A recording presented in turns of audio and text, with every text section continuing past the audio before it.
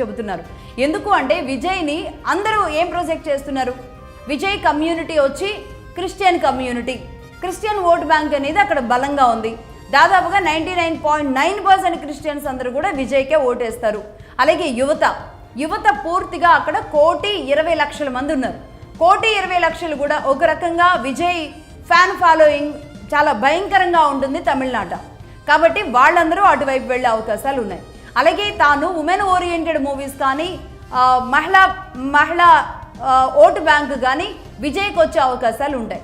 But పర్టికులర్గా సరిగ్గా ఎన్నికలకు ముందు వైఫ్తో జరుగుతున్న గొడవలు, తన కుమారుడు కూడా ఎదురు తిరగడం లాంటి పరిస్థితులు, అలాగే ఇంకొక ఇష్యూలో ఆయన ఇన్వాల్వ్ అయ్యారు అంటూ ఆయన పర్సనల్ విషయాన్ని కూడా తీసుకొస్తూ జరుగుతున్న పరిణామాలతో ఈ మహిళా ఓటు బ్యాంక్ అనేది విజయ్తో క్యారీ అవుతుందా, ఇవన్నీ పట్టించుకోకుండా అదే మహిళా అభిమానులంతా కూడా ఓటు బ్యాంకుగా మారబోతున్నారా అనేది అయితే చాలా చూడాలి. ఇది గనక ఇది పూర్తి స్థాయిలో ఈ 3 కోణాల నుంచి విజయ్ వైపు జరిగింది అంటే గనక, విజయ్ వైపు వచ్చింది అంటే గనక ఖచ్చితంగా ఇక్కడ విజయ్ కింగ్ మేకర్ అవడం ఖాయం.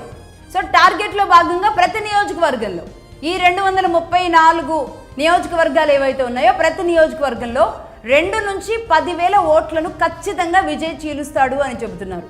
కేవలం చీల్చడానికి మాత్రమే పరిమితం కాకుండా అవి తనను గెలిపించే విధంగా ముందుకు వెళ్లేలాంటి పరిస్థితి వస్తే అయితే అటు ఏఐడిఎంకేవి కొన్ని డిఎంకేవి కొన్ని కనుక చీల్చుకుంటే తాను గెలిచే అవకాశాలు ముమ్మరంగా ఉంటాయి.